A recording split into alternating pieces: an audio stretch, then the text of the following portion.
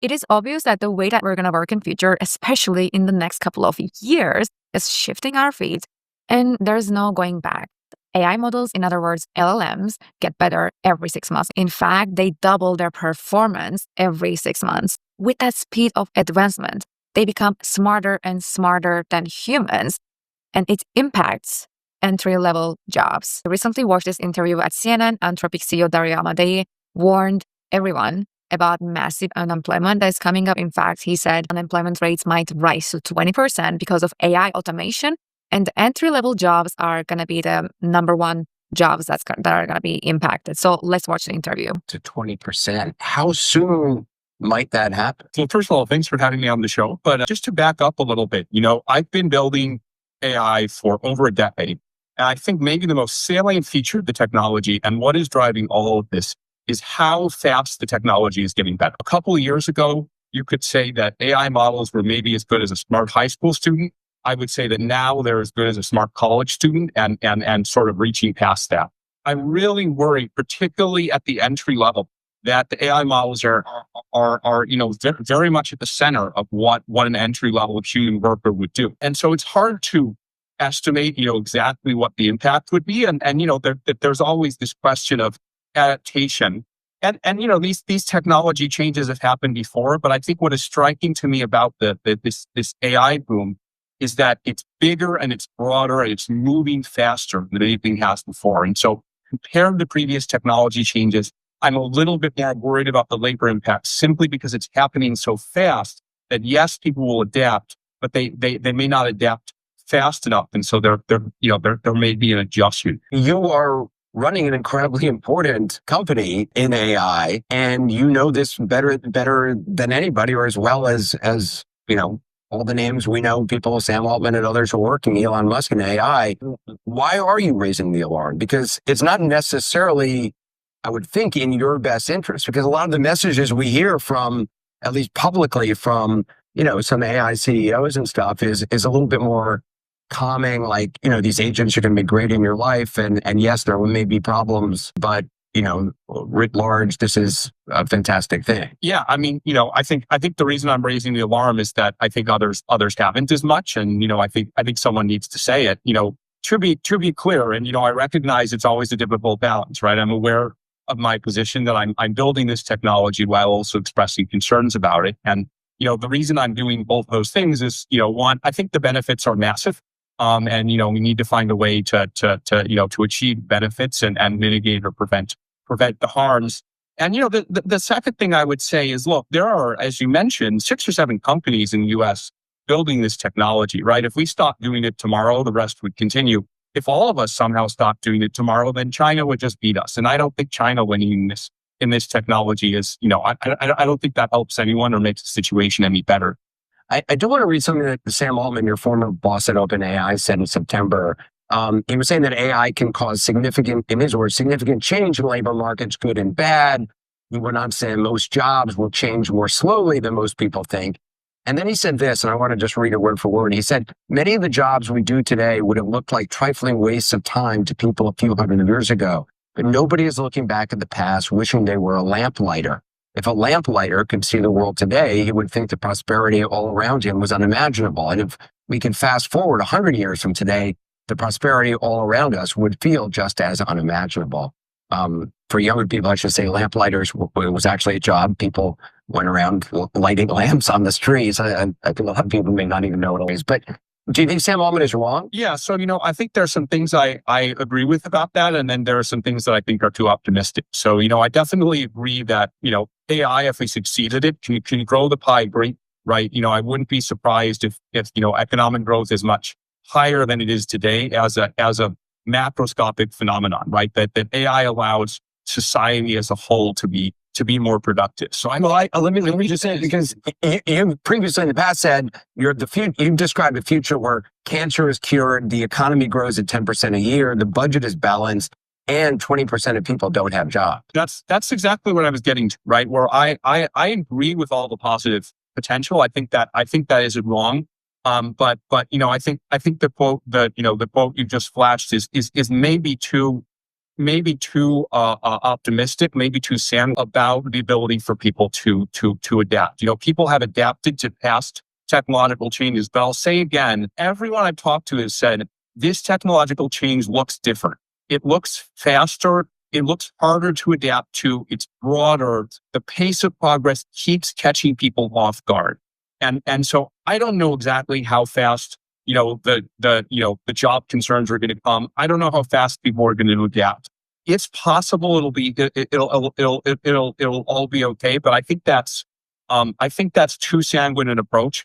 I think we do need to be raising the alarm. I think we do need to be concerned about it. I think policymakers do need to worry about it. If they do worry and they do act, then maybe we can prevent it, but we're not going to prevent it just by saying everything's going to be okay. Do we as a society even understand the potential inequalities that this may amplify? And also the impact just on like I have little kids, I have a 5-year-old or 3-year-old. What do they grow up aspiring to if machines can do pretty much everything better? What does it do to initiative or drive or striving? And I don't know the answer to that, Yes. but it concerns me. Let's take those questions one by one. Those do concern me, but I do have thoughts from them. In terms of inequality, I'm worried about this.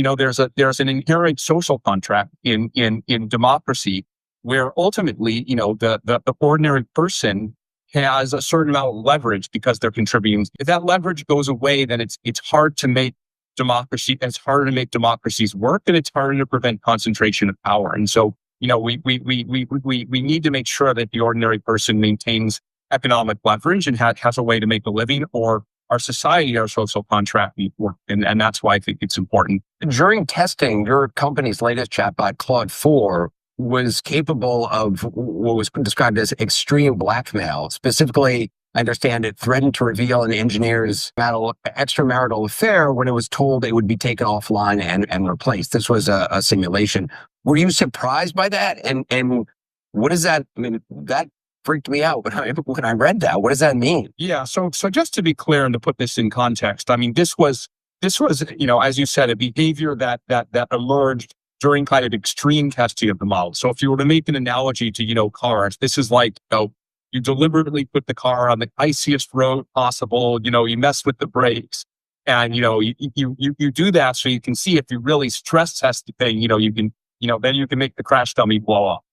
So this isn't something that, the model does in practice and actual usage, but the reason we stress test the models this way is, that's the best way to test for and prevent problems in the real world. So, right. I think. Yeah.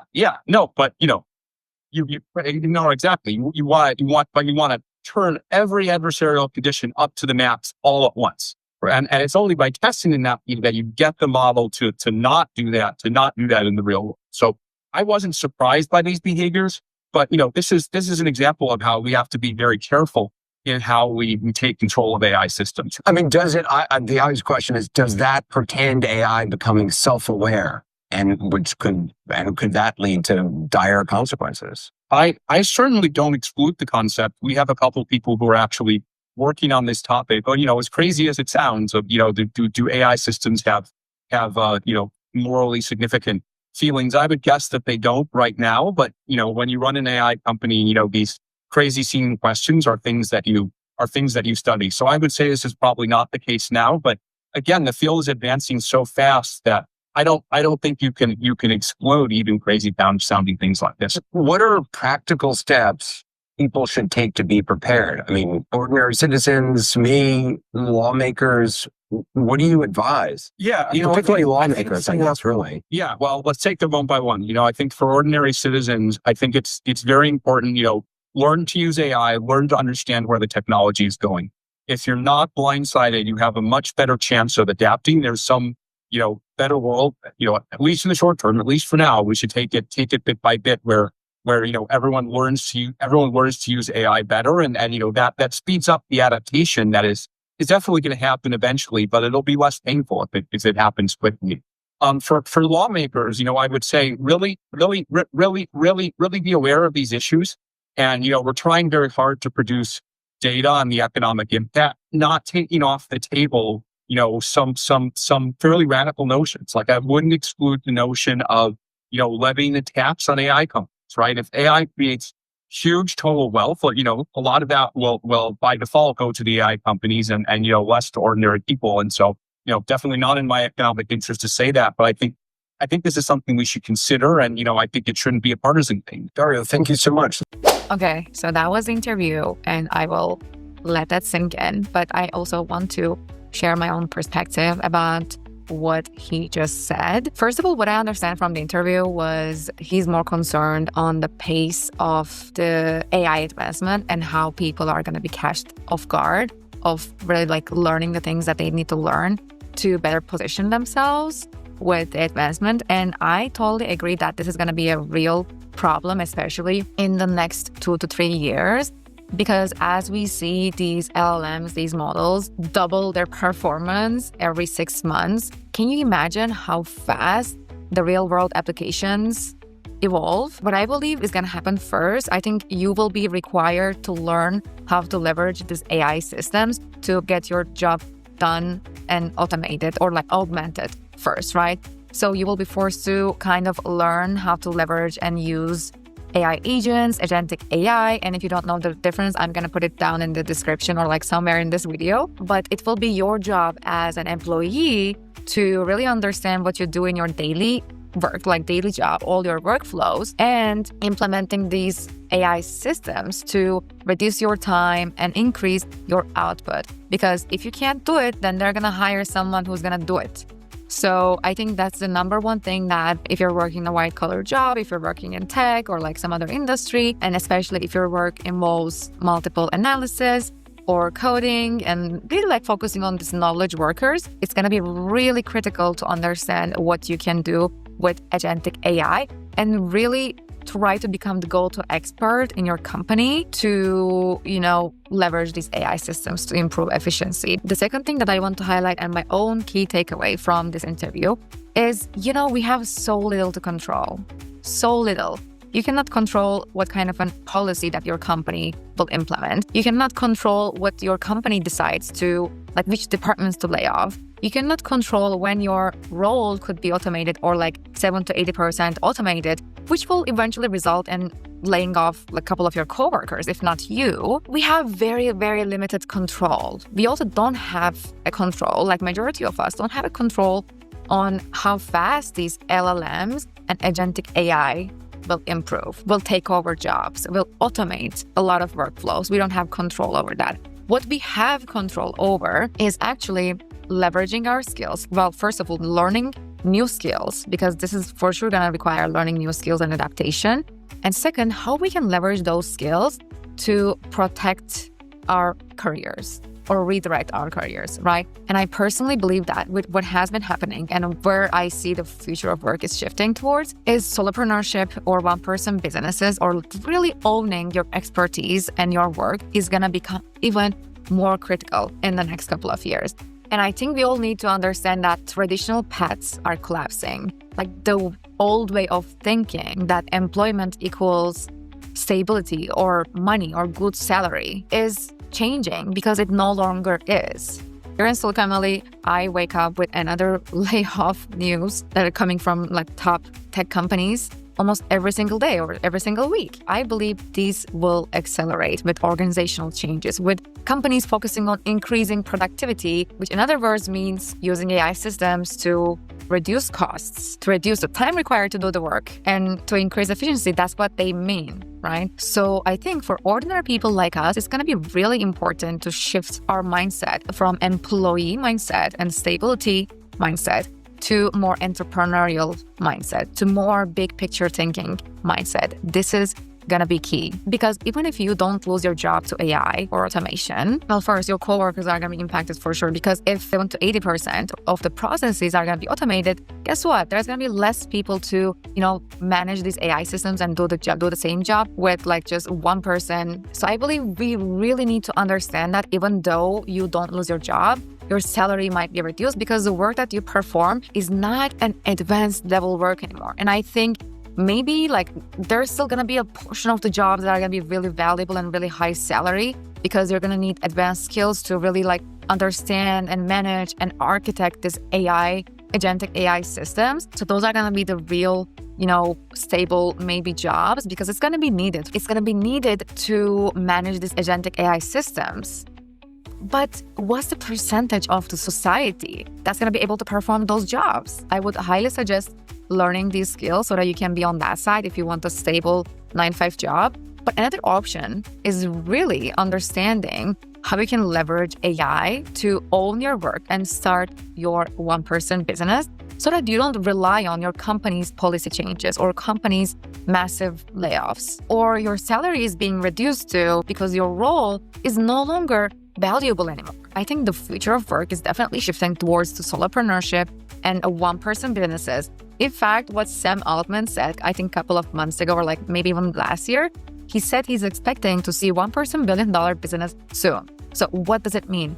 It means that this is definitely growing. This is definitely a future. I believe that this is the most guaranteed and future-proof way to survive in the future of work. If you haven't watched the previous video I posted on this, I explained this in more detail, so make sure to watch it here. So what I believe with this shift, there's going to be more and more people, whether they're laid off or want to have their own businesses, to feel more secure now in the future of work. These people will be one-person businesses. How this is going to work, I believe they will have these high-value skill sets, products or productized services or just services, and they will have a niche client that are in need of these products or services, and they will exchange value. So that's how people are going to make money in future. Obviously, this is not going to apply to 100% of people, but what I believe is this portion, like the portion in the industry on overall market as like one-person businesses, this is going to significantly grow. So what's going to be the key mindset shift to adapt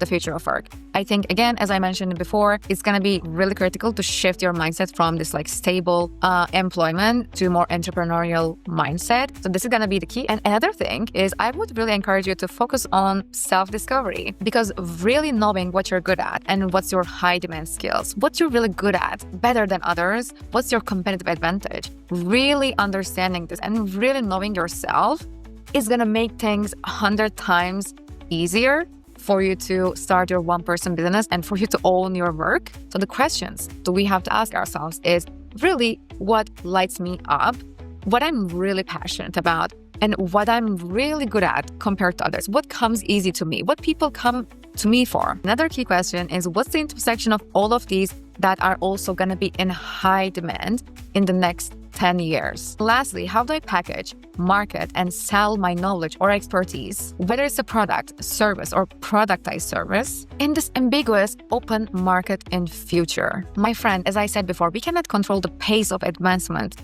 in AI or really in any technology, but we can control our own positioning. I'm an optimist here, okay? I'd rather focus on what I can do to leverage these advancements than just being in the victim mentality, and I strongly recommend and encourage you do the same. Where are you going to be standing while the traditional career paths are collapsing? It's a decision. So what to do now? I believe we have to focus on becoming AI first, and you can watch this video here next, where I talk about how the top 1% already started using agentic AI to 10x their time, freedom, and income. See you in the next video with love.